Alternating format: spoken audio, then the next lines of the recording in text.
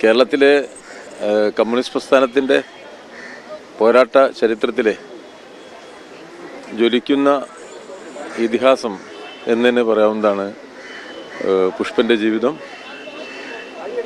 കമ്മ്യൂണിസ്റ്റുകാരൻ്റെ പോരാട്ട വീര്യത്തിൻ്റെ കരുത്ത്, വെടിയുണ്ടയോട് ഏറ്റുമുട്ടി 3 ദശാബ്ദത്തിലധികം അതിൻ്റെ വിഷമതകൾ അനുഭവിച്ച് പോരാടി വീരമൃത്യു മരിക്കുക എന്നുള്ളതാണ് പുഷ്പൻ്റെ ജീവിതം പുഷ്പൻ്റെ ജീവിതത്തിലൂടെ അടയാളപ്പെടുത്തപ്പെടുന്നത്.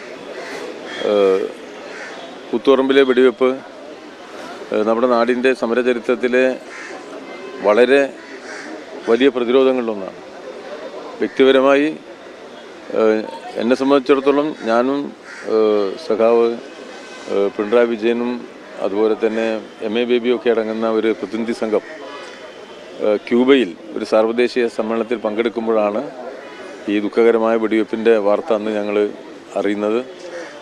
അവിടെ നിന്ന് കിട്ടിയ വാർത്തകളിൽ നമ്മുടെ രക്തസാക്ഷിത്വത്തിൻ്റെ കൂടെ പുഷ്പൻ്റെ വാർത്ത കൂടി ഞങ്ങൾ ഞെട്ടലോടുകൂടിയാണ് കേട്ടത്. ബ്രിട്ടോവിൻ്റെ ഒരു അനുഭവം നമ്മുടെ മുന്നിലുണ്ടായിരുന്നു. സ്വാഭാവികമായിട്ടും അതുണ്ടാക്കിയ വിഷമത തന്നെ ഞങ്ങളെല്ലാം വളരെയേറെ സങ്കടപ്പെടുത്തിയിട്ടതാണ്. അതിൻ്റെ ഒരു തുടർച്ചയിൽ ഇത്തരമൊരു ജീവിതം പുഷ്പൻ്റെ ജീവിതത്തിൽ സംഭവിക്കുകയുണ്ടായത്.